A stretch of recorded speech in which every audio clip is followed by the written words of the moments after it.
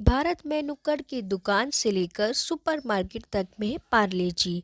अगर आप इसके फैन हैं तो चाय बिस्किट लीजिए और पढ़िए ये रोचक कहानी। साल 1929 की बात है।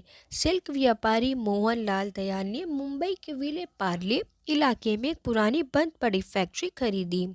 इसे उन्होंने कन्फेक्शनरी बनाने के लिए तैयार किया। दरअसल मोहनलाल स्वदेशी आंदोलन से प्रभावित थे।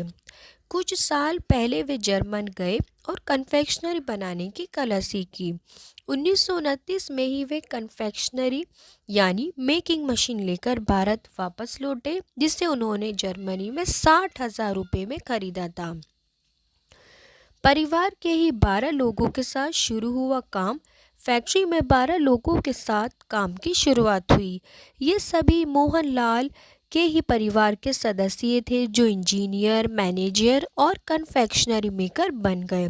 कहते हैं कंपनी के मालिक अपने काम में इतने मशगूल थे कि कंपनी का नाम तक नहीं रखा।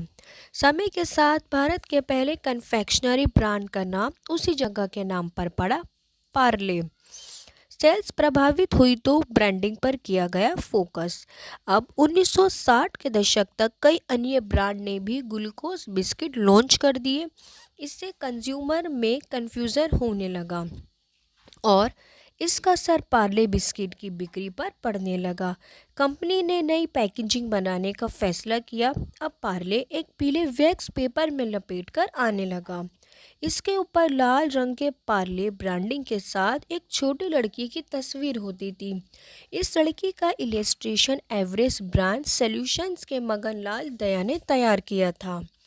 जब पार्ले ग्लूको बन गया पार्ले जी, कई ब्रांडिंग ने बच्चों और उनकी माताओं को भले ही आकर्षित किया, लेकिन अन्य ग्लूकोज बिस्किट से पार्ले कैसे अलग रखे, ये समस्या जस की तस थी। साल 1952 में पार्ले ग्लूको को पार्ले जी के रूप में रीपैकेज किया। इसमें जी का मतलब था ग्लूकोज। पैकिंग को भी वैक्स पेपर से बदलकर कम कीमत वाले प्रिंट प्लास्टिक कवर में बदल दिया गया। कंपनी के इस कदम ने ही पार्ले को अन्य नकली कंपनियों से अलग खड़ा कर दिया। विज्ञापन का सिलसिला। इसके बाद जी माने जीनियस, हिंदुस्तान की ताकत, रोको मत टोको मत जैसी तैसी गाइडलाइन ने पार्ले जी को हमेशा चर्चा में बनाए रखा। बिस्किट की कहानी आपको कैसी लगी, हमें कमेंट करके बताएं। तब तक हम जाते हैं पानी में डिबोकर पार्ले जी बिस्किट खाते हैं।